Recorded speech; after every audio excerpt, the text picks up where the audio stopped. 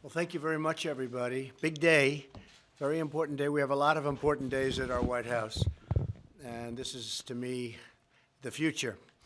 I want to thank you all for being here to discuss a critical issue for our country's future, winning the race to be the world's leading provider of 5G cellular communications networks. It's all about 5G now. We were 4G, and everybody was saying we have to get 4G, and then they said, before that, we have to get 3G, and now we have to get 5G, and 5G is a big deal, and that's going to be there for a while, and I guess at some point we'll be talking to you about number 6. What do you think? Do you think that's true, Ajit? But right now, we want to be the leader in this. We're the leader in almost everything else, and we're grateful to be joined by FCC Chairman Ajit Pai, who's been doing a fantastic job, and Deputy Secretary of Agriculture, Stephen Sensky. Thank you very much, Stephen. Appreciate it. And tell Sonny hello. He's doing a tremendous job, really tremendous. Secure 5G networks will absolutely be a vital link to America's prosperity and national security in the 21st century. 5G will be as much as 100 times faster than the current 4G cellular networks. It will transform the way our citizens work, learn, communicate, and travel. It will make American farms more productive, American manufacturing more competitive, and American health care better and more accessible. Basically, it covers almost everything when you get right down to it. Pretty amazing. And just as 4G networks paved the way for smartphones and all of the exciting breakthroughs, they made possible so many things. This will be more secure and resilient. 5G networks will also create astonishing and really thrilling new opportunities for our people, opportunities that we've never even thought we had a possibility of looking at. We cannot allow any other country to outcompete the United States in this powerful industry of the future. We are leading by so much in so many different industries of that type, and we just can't let that happen.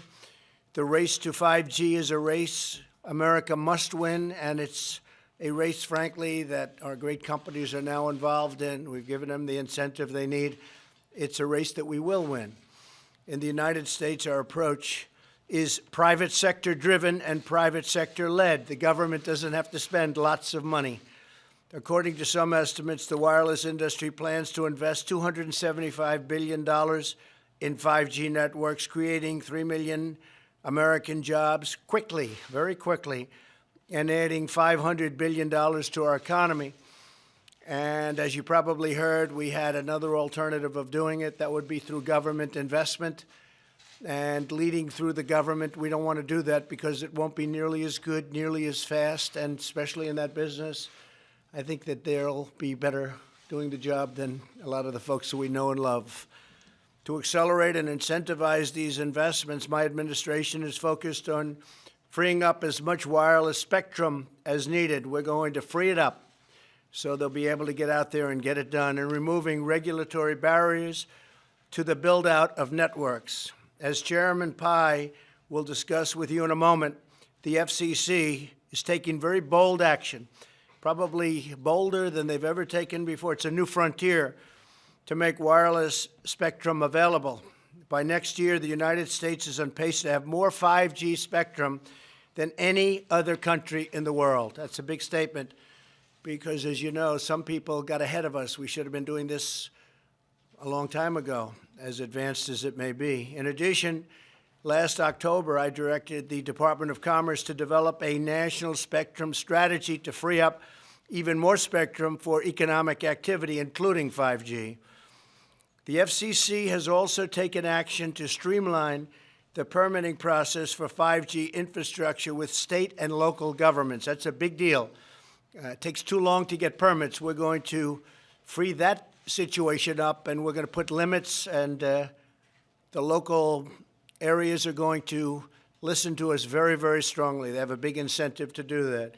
They must now approve new physical infrastructure within 90 days instead of many years. It can sometimes take 3, 4, and 5 years. We're going to put a limit of 90 days.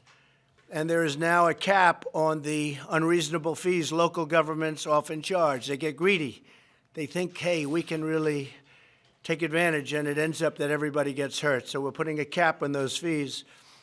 These changes will contribute greatly to building high-speed networks across America, and it's going to happen very quickly, very, very quickly.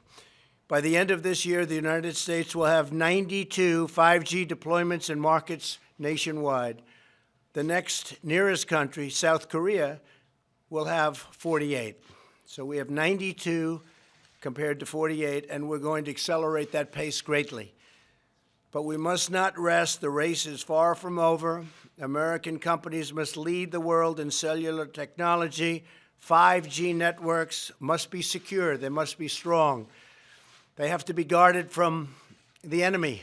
We do have enemies out there, and they will be. They must also cover every community, and they must be deployed as soon as possible. As we are making great progress with 5G, we're also focused on rural communities that do not have access to broadband at all. And we have a couple of people from the great farms that I love that I'm sure voted for me. I won't ask them, but they seemed, I think they, for the most part, yes, good. I think for the most part they did.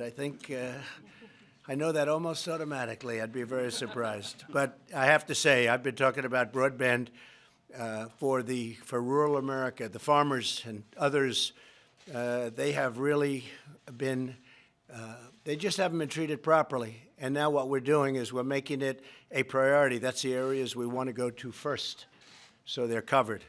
We're also working closely with federal agencies to get networks built in rural America faster and at much, much lower cost than it is even today.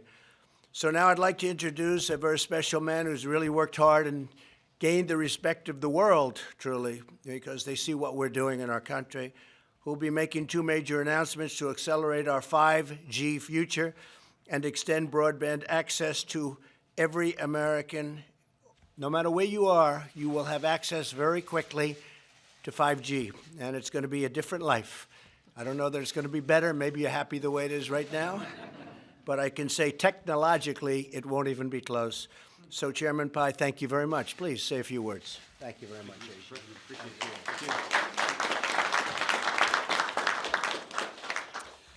Well, thank you, Mr. President, for your compelling vision of U.S. leadership on 5G. I also want to thank Larry Kudlow, the Director of the National Economic Council, for your steadfast support of this vision. Mr. President, as you observed, America must win the race to 5G, the next generation of wireless connectivity. And this matters for two key reasons. The first is national competitiveness. We want the good-paying jobs that develop and deploy 5G technologies, jobs that support some of the folks in this room, to be created here in America. We want these technologies to give our economy a leg up as we compete against the rest of the world. The second reason U.S. leadership matters is that 5G will improve Americans' lives in so many ways, from precision agriculture to smart transportation networks to telemedicine and more. We want Americans to be the first to benefit from this new digital revolution while protecting our innovators and our citizens. And as you pointed out, Mr. President, we don't want rural Americans to be left behind. And Mr. President, that's why I'm pleased to report that America is now well positioned to win the race to fast, secure, and reliable 5G. And don't just take my word for it. In February, ABI research stated, and I quote, "It is the United States who will win the 5G race in the short term."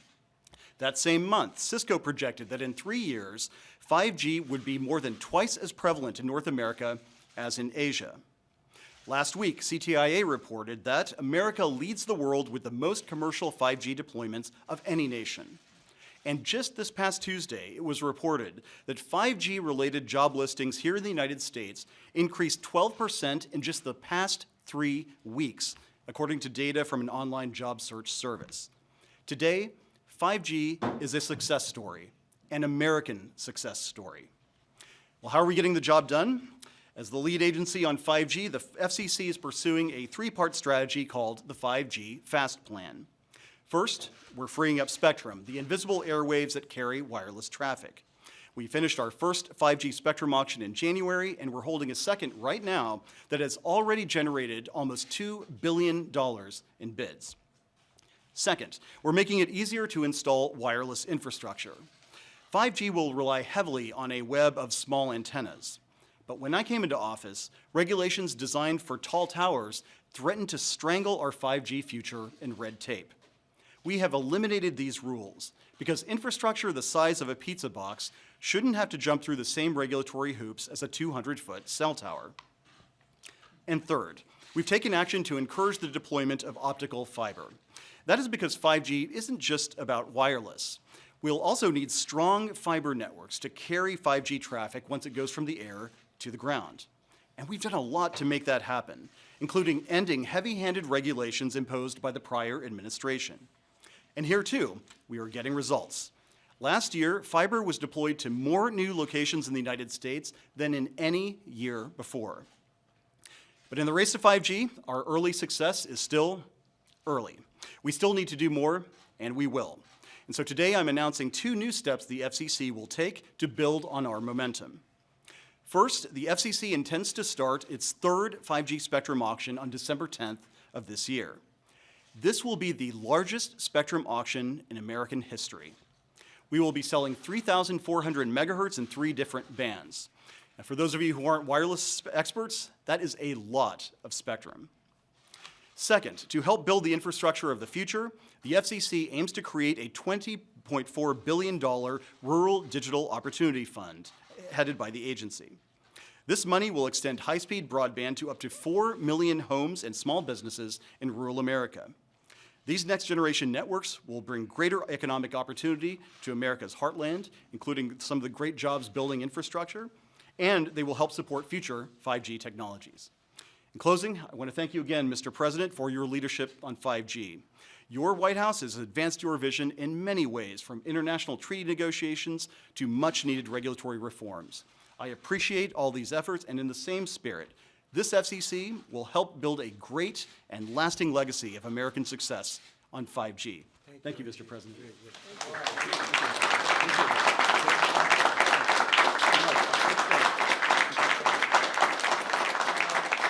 Ivanka worked very hard on this. Maybe say a couple of words. Ivanka? Please. Well, thank you, and thank you, everyone, for being here today. Obviously, American dominance in the industries of the future is predicated on connectivity and digital connectivity, and 5G is the future. And so I think everyone in this room feels very comfortable to know it's in your very capable hands. And President, we thank you for your leadership on this critical issue. And I'm so glad that we were able to include in today's discussion our priorities on rural broadband.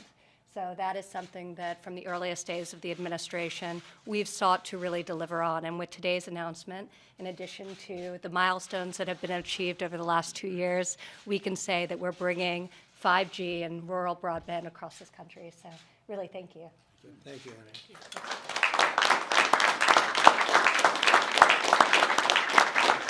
Would you like to say something on behalf of the farmers and our great people? Please. Certainly. Mr. President, we really appreciate the fact that you have put this emphasis on rural America. Right. The things that you have done in office have been tremendous for us. We look forward to the next several years of you continuing to do that. The theme that you struck today, though, of deregulation, broadening it out, and letting the American business, letting the American farmers and ranchers fix the problems of this country really rings hard with us. That's what we try to do, and that's what we'll take forward to build this nation. Thank you for your help. Thank you very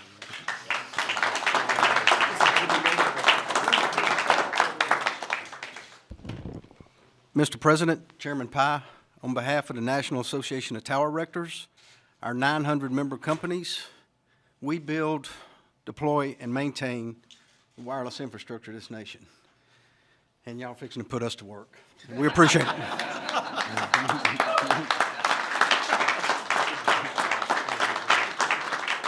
And your people do an incredible job, Jimmy. Thank you very much. What a great job. And they go up high. How high do you go? I've been up there 100 foot. Yeah. And somebody said 200 feet and sometimes more. It's a long way up. And you feel very safe, right? Who said 200? 1,000. Come here. Come here. How high do you go? Up to 1,000 feet. I don't want that job. Thank you very much. Thank you all very much. I appreciate it. It's going to be a great, great thing. Yeah. Tell us your plans about sanctuary cities and illegal migrants? Did you read about it? Well, you know, the people that are putting sanctuary cities where they're not even wanted, because as you know, in California and other places, a lot of communities want to get out of sanctuary cities. They don't want them, but they always seem to have open arms. So we thought rather than moving the illegal immigrants to other parts of the country, first of all, we're getting them, and we're doing the best we can with very bad laws. We have to change the laws, but we're apprehending thousands and thousands of people a day, and the law only allows us to hold them, as you know, for 20 days because of the most ridiculous laws probably we have in this country. If Ajit had laws like that for 5G, you wouldn't have anything built. You'd never have the first cell put up. But we have horrible, old-fashioned laws that are put in by the Democrats. We're willing to change them. We can do it in, I used to say 45 minutes. We can do it in 15 minutes, whether it's catch and release or chain migration or any of them. The asylum laws are absolutely insane. They come up, in many cases, they're rough gang members. In many cases, they're people with tremendous crime records, and they're given a statement to read by lawyers that stand there waiting for them. Read this statement, and it says, I have great fear for my life. I have great fear for being in my country, even though in some cases, some of these people are holding their country's flags and waving their country's flags, and then they talk about the fear they have of being in the country, that the flag they were waving freely. So we are looking at the possibility, strongly looking at, to be honest with you. California, the governor wants to have a lot of people coming in, refugees coming in, a lot of sanctuary cities, so we'll give them to the sanctuary cities maybe to take care of if that's the way they want it, because we can only hold them under the current law for 20 days. So we apprehend them by the thousands and thousands a day. I have to say, Border Patrol has been incredible. The job they're doing is incredible. The wall is going up. It's going up fairly rapidly. We're doing another big section. We start another big section tomorrow, but we're building miles and miles of wall. And we're going to have, I think we'll be close to 400 miles built by the end of next year. We need that. Just got back from Texas. And some of the ranchers told me, you look at Brooks County, you look at other places, some of the ranchers told me your bodies lying all over the land of people where the coyotes give them a can of soda and they give them a sandwich and they say Houston's 300 miles in that direction. And the people don't know what that means. That means they can't make it. That means they have no chance and they die. It's something I never heard. I never heard it to this extent. Many people die. And they'll say, just head in that direction. And we are doing a lot about it. If we had the wall, we wouldn't have that. If we had the wall, people wouldn't be coming up. Mexico is now apprehending and bringing back to the various countries that we're talking about, Honduras, Guatemala, El Salvador. They're bringing people back to those countries, Colombia to a certain extent, and they're going back to those countries. But we could fix that in so fast if the Democrats would agree. But if they don't agree, we might as well do what they always say they want. We'll bring the illegal, really you call them the illegals. I call them the illegals. They came across the border illegally. We'll bring them to sanctuary city areas and let that particular area take care of it, whether it's a state or whatever it might be. California certainly is always saying, oh, we want more people. And they want more people in their sanctuary cities, well, we'll give them more people. We can give them a lot. We can give them an unlimited supply. And let's see if they're so happy. They say we have open arms. They're always saying they have open arms. Let's see if they have open arms. The alternative is to change the laws, and we can do it very, very quickly, very easily. Okay? Okay? More troops on the border as well? And we're going to put more troops on the border. Yeah, we're going to. And, you know, the thing is, our country is doing so well economically. We're setting records that a lot of people are coming up for that reason. A lot of people are coming up for bad reasons, too. We have a lot of very, very bad people with big criminal records trying to get through. And the Border Patrol's done an incredible job with them. Those are our focus. They really have done a really incredible job. And when they have been through and when they've been let through over the years, ICE all over Long Island, and they come and they get them and they take them back and we get them the hell out of here.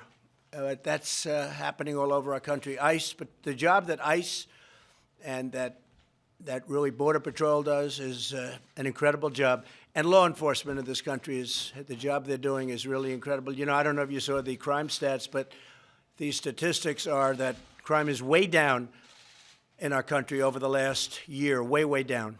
And so that's despite all of the problems we have at the border.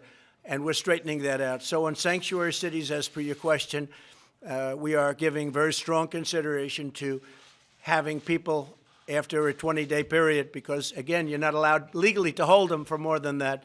We will move them into sanctuary cities. Thank you very much, everybody. Thank you. Thank you.